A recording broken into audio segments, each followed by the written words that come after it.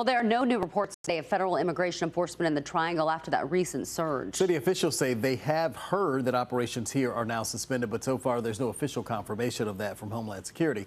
In the meantime, the crackdown's impact is still being felt across the area. A lot of folks are very worried about being targeted, so they're just opting to stay at home. Some businesses remain closed for the second day in a row, and protesters are back out on the streets. We have extensive team coverage this afternoon. We'll begin with CBS 17's Baron James live in Cary at the Mayfair Shopping Plaza. Baron.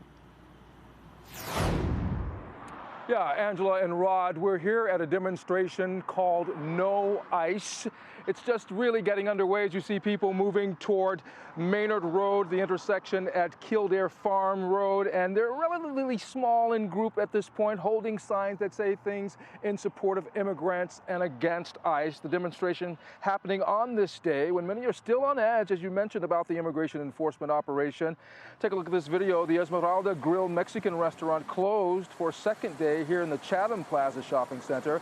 And they're not the only ones. We went from one restaurant to another. The doors at several Asian and Mexican restaurants were all locked. The closure started Tuesday after federal immigration agents moved into the area. This video shows agents standing by a man with his hands behind his back at the Home Depot on Walnut Street. U.S. Customs and Border Protection vehicles were also spotted several miles away at a Bass Pro Shop here in Cary. And today, here at the Mayfair Shopping Plaza, Lotre Magaya restaurant is back open after closing early yesterday and losing some business. We had open regular hours, but our workers were scared to open.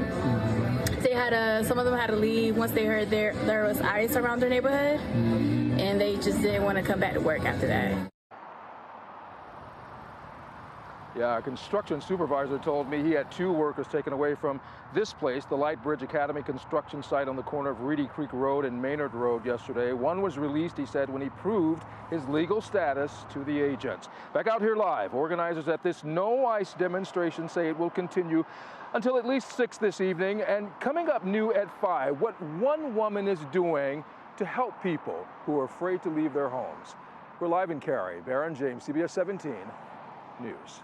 All right, Baron, thank you. Well, people in Durham are demanding protection at work after federal Border Patrol agents showed up in the Bull City this week. Employees at Duke University, Duke Health, Durham Public Schools, and others held press conference today to list off their requests. The first includes enforcing that federal immigration agents need a judicial warrant to enter private areas.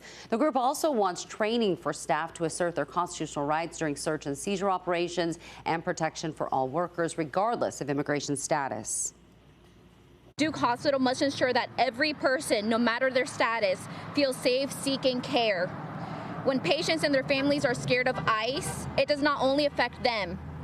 It affects me as a nurse. It affects my ability to deliver care. It affects the safety and dignity of our units. It affects newborns in critical care who might not get to see their parents because their families are terrified they will be detained and separated.